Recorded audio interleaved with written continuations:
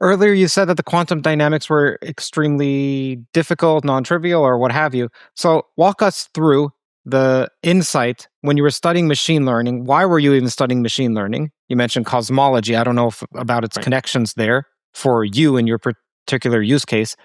Anyhow, walk us through you as circa 6 years ago or so. Yeah.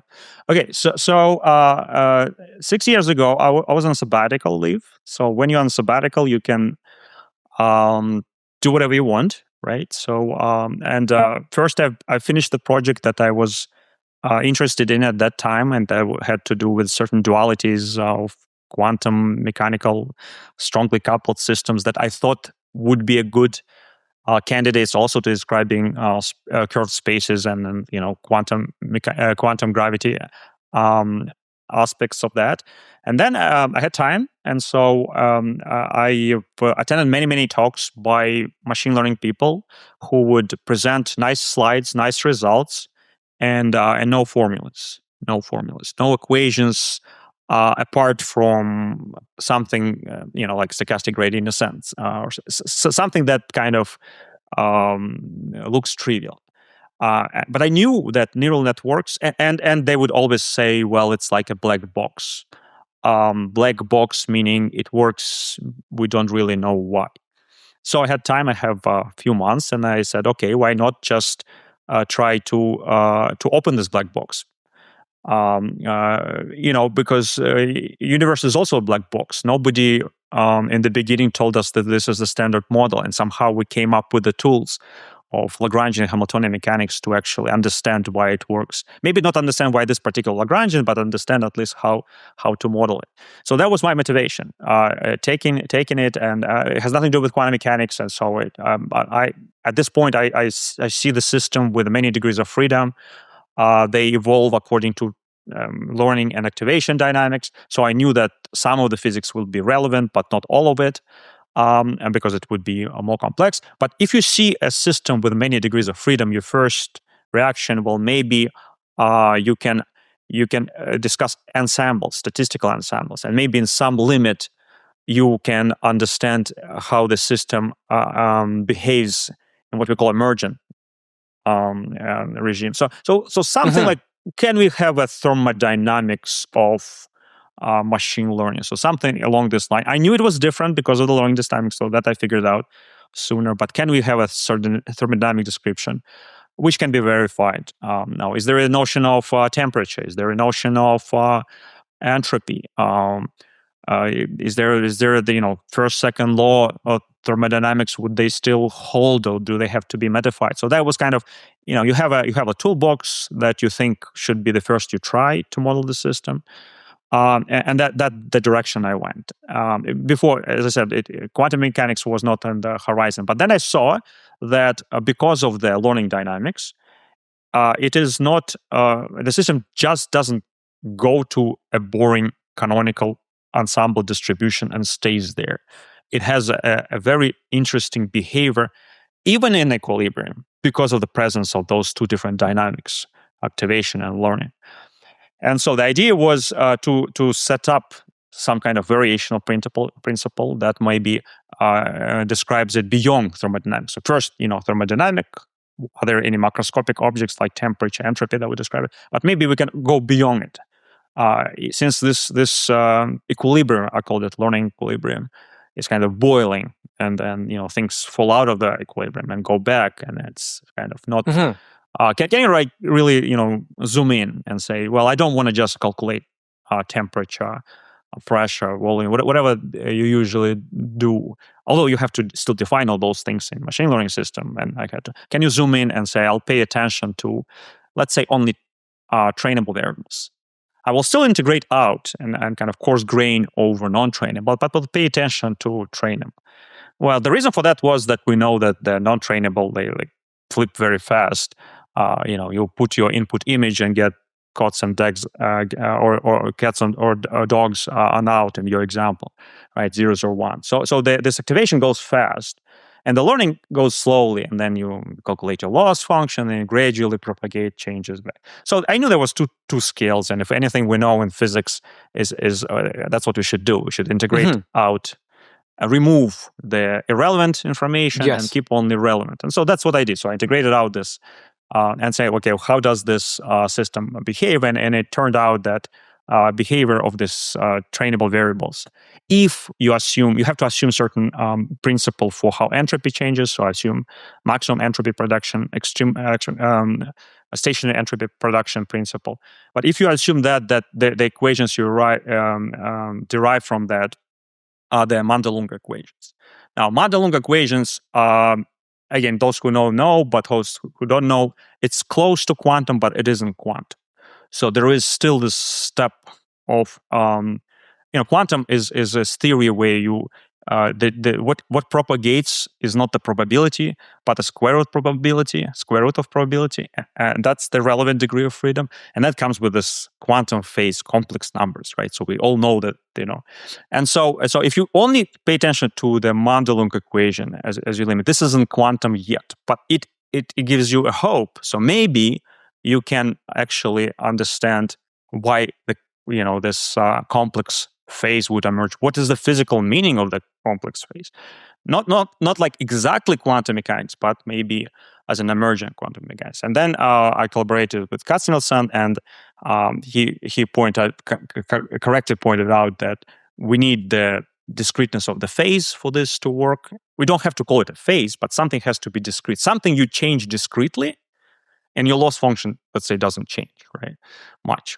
Or the dynamics doesn't change. So that's what the meaning of the complex phase. You rotate it by 2 pi and you come to the very same point. Right. So having this within the system, and it's like having H bar, having something that is like, without this, it isn't quite quantum yet, although in certain regimes, your system.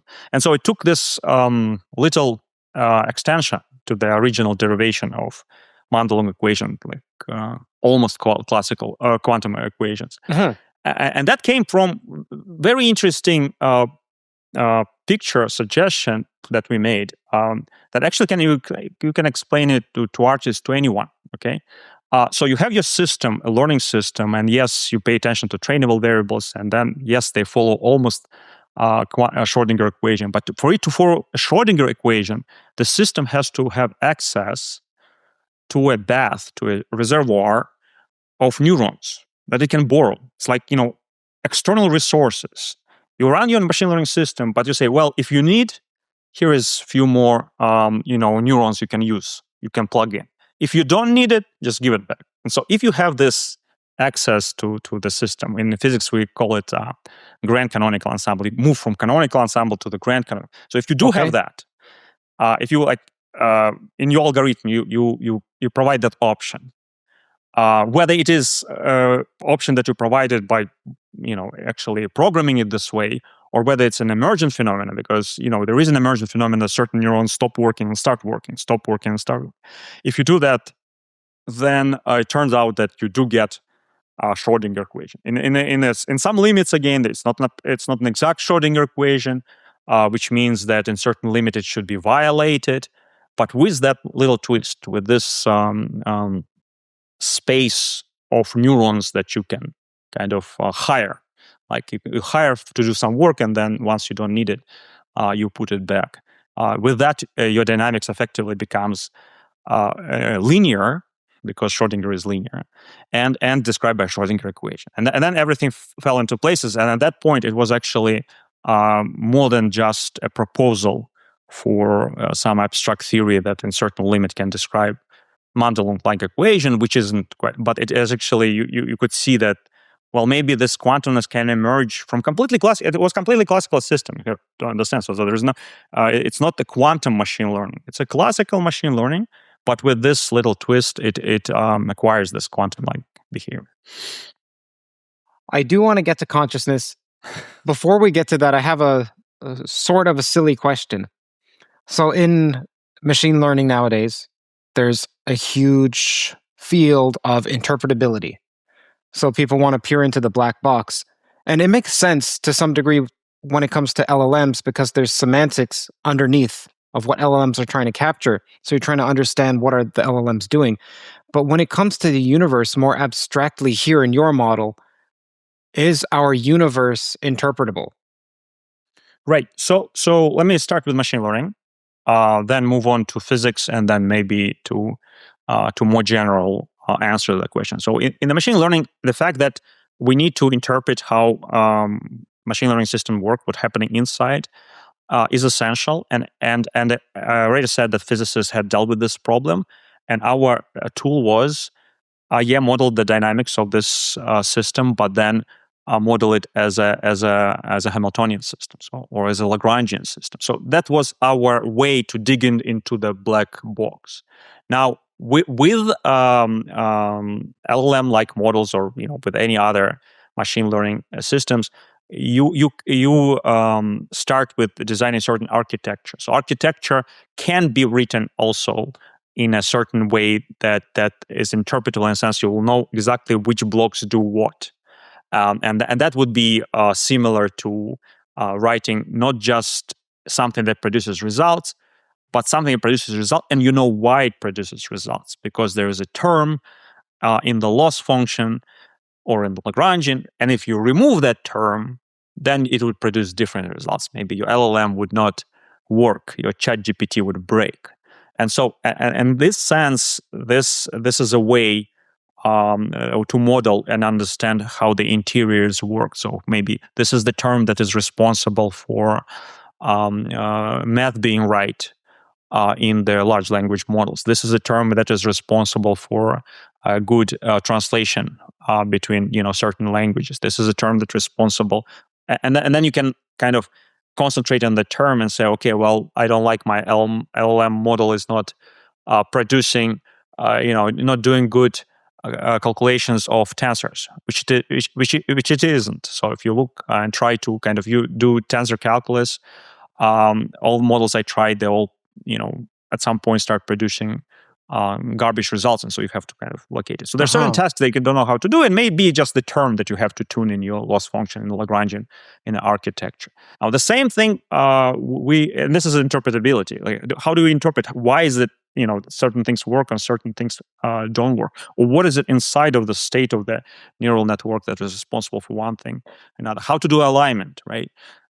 What is it there that I can say to my neural network, and then in some sense it will align with my interest, with my loss function. Yes. So we know how to do it with physics. I think this toolbox in physics can be useful to enhance our interpretability, to interpret how the LLMs work, how machine learning systems work. Now, and coming back to the physics, well, we should be able to dig deeper than just writing down a symmetry group and saying, okay, well, this is the standard model, this is it.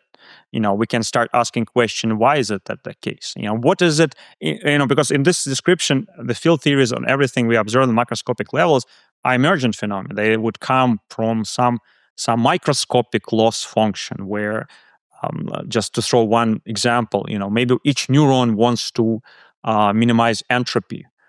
Or maximize certain local loss. So if he wants to minimize entropy, it's not a good idea to connect to all neurons, because then it will be chaotic. Every next time step will be chaotic. But not connecting to anything was also good. So maybe neuron individually on a macroscopic level will try to find some.